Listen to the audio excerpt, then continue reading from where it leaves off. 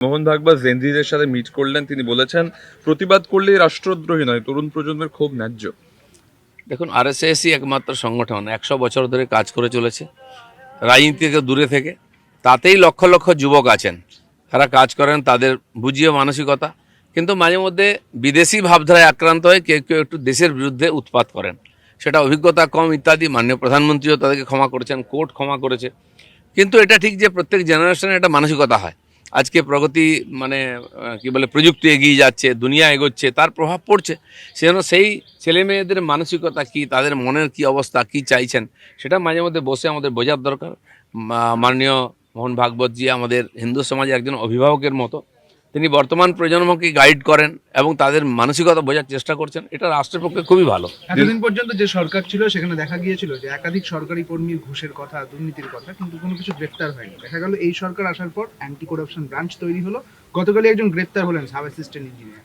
একজন এরকম বহু কেস আছে, আরও গ্রেপ্তার হবে, কিন্তু তদন্ত না করে যাকে তাকে তো আর গ্রেপ্তার করা যায় না। তথ্য সহ কেউ যদি কমপ্লেন করে নিশ্চয়ই তার উপরে একটু কার্যবাহী হবে। নাম এসআইআর এ বাদ হয়ে গেছিল, এখনো পর্যন্ত আবেদন হয়েছে মাত্র 7 লক্ষ। তাহলে কি ধরে নিতে হবে 20 লক্ষ ভুয়ো?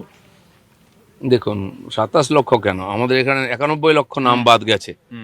আমরা তার মধ্যে আবাস যোজনা, আমি কালকে বলেছি, তার মধ্যে প্রায় 70,000 নাম অলরেডি আমরা এই আবাস যোজনার 30 লক্ষ যে বাড়ি দিয়েছিল, বাংলার বাড়ি রাজ্য সরকার আগের, তার মধ্যে এরকম প্রায় 70,000 নাম বেরিয়েছে যারা ভুয়ো। এবং তার মধ্যে 12,500 লোকের টাকা পুরো হয়ে গেছে, তাদেরকে আমরা নোটিশ দিয়েছি। 1,000 লোক টাকা ফেরত দিচ্ছে, তারা টাকা ফেরত দেবেন, নাহলে তাদেরকে জেলে যেতে হবে করাপশনের দায়। আরও 57,000 নাম এসেছে যারা আমাদের ভোটার কার্ডকে লিঙ্ক করিয়ে দেখা গেছে এরা নাগরিক নয়, তাদের নাম বাদ যাবে।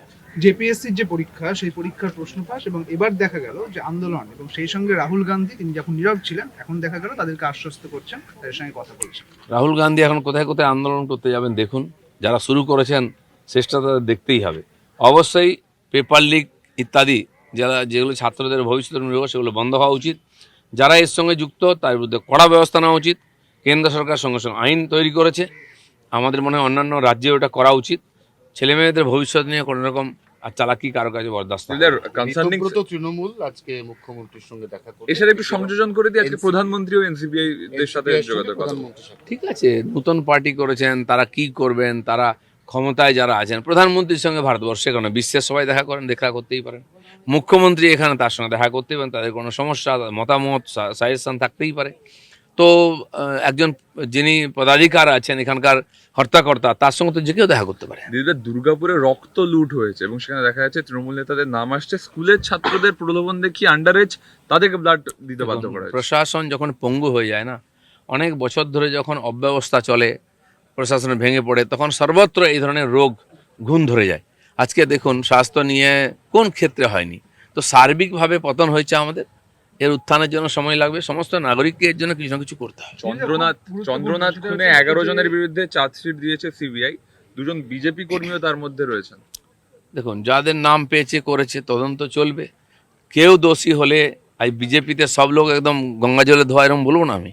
সমাজ থেকে লোকে আসে রাজনীতিতে, আর সবচেয়ে খারাপ লোকেরাই আগে আসে।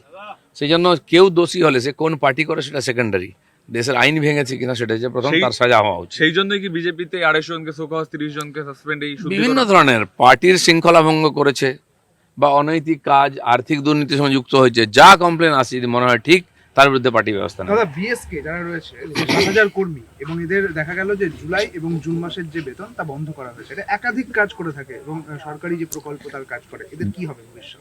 আমাদের যেমন পঞ্চায়েত বিভাগে প্রায় 1 লাখের বেশি এরকম কর্মী আছেন যারা কন্ট্রাকচুয়াল এবং বিভিন্ন প্রজেক্টের মাধ্যমে তারা যুক্ত হয়েছিলেন। সাধারণত কোনো প্রকল্প চালু হলে কেন্দ্র সরকার টাকা দেয়, প্রকল্প যতদিন চলে ততদিন কর্মচারীরা পয়সা পান। প্রকল্প বন্ধ হয়ে গেছে 10 বছর আগে, তারা এখন ঘুরে বেড়াচ্ছে যে আমাদের কাজ দিতে হবে। এ ধরনের কোনো এগ্রিমেন্ট হয়নি, তো কাজ শেষ, পয়সা শেষ, চলে যায়।